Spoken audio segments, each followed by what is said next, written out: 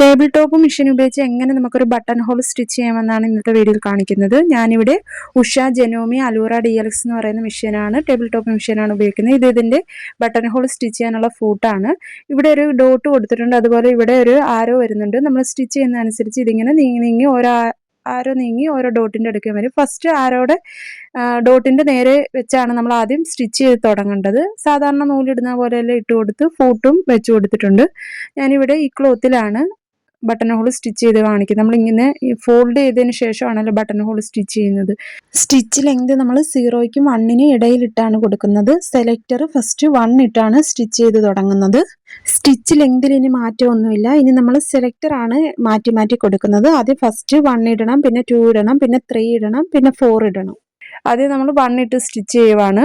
ഇവിടെ നമ്മൾ 1 സെലക്ട് ചെയ്ത് എവിടെയാണോ ബട്ടൺ ഹോൾ സ്റ്റിച്ച് ചെയ്യേണ്ടത് അവിടെയായിട്ട് ഈ ഫൂട്ടിൻ്റെ അടിയിലേക്ക് നമ്മൾ ക്ലോത്ത് കൊണ്ടുവച്ച് ഇതുപോലെയാണ് ഫൂട്ട് വെച്ച് കൊടുക്കേണ്ടത്. ആ ഫസ്റ്റ് ഡോട്ടിൻ്റെ നേരെ ഫസ്റ്റ് ആരോ വരുന്ന രീതിയിൽ ഇതുപോലെ വെച്ച് കൊടുത്തതിന് ശേഷം നമുക്ക് സ്റ്റിച്ച് ചെയ്ത് തുടങ്ങാവുന്നതാണ്.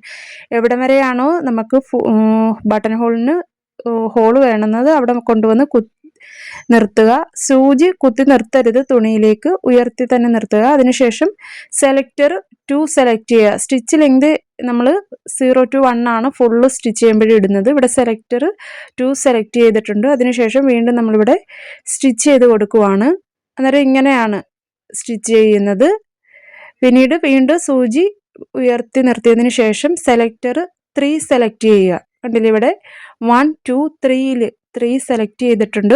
ഇനി നമ്മൾ വീണ്ടും സ്റ്റിച്ച് ചെയ്ത് തുടങ്ങുകയാണ്. അന്നേരം വീണ്ടും ഈ സ്റ്റിച്ച് പുറകിലോട്ട് പോകുന്നതാണ്. വീണ്ടും സൂചി താഴ്ത്തി വെക്കാതെ ഉയർത്തി നിർത്തിയതിന് ശേഷം സെലക്ടർ 4 സെലക്ട് ചെയ്യുക. വീണ്ടും നമ്മളിവിടെ സ്റ്റിച്ച് ചെയ്ത് കൊടുക്കുക.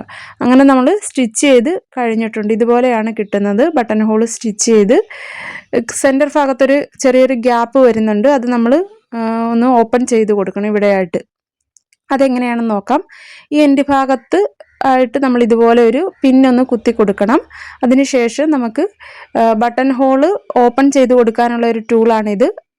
ഇതിൻ്റെ കൂർത്ത ഭാഗം ഇതുപോലെ ക്ലോത്തിലേക്ക് കുത്തി ഇറക്കിയതിന് ശേഷം ഇതുപോലെ കുത്തി ഇറക്കി സെൻറ്റർ ഭാഗത്ത് നമ്മൾ ഓപ്പൺ ചെയ്ത് കൊടുക്കുകയാണ്. ഇതുപോലെ നമ്മൾ പിൻ ചെയ്ത് കൊടുത്തേക്കുന്നതുകൊണ്ട് ആ പിന്നിൽ ചെന്ന് തട്ടി നിൽക്കും. ഇതുപോലെ നമുക്ക് വളരെ എളുപ്പത്തിൽ ബട്ടൺ ഹോൾ സ്റ്റിച്ച് ചെയ്തെടുക്കാവുന്നതാണ്.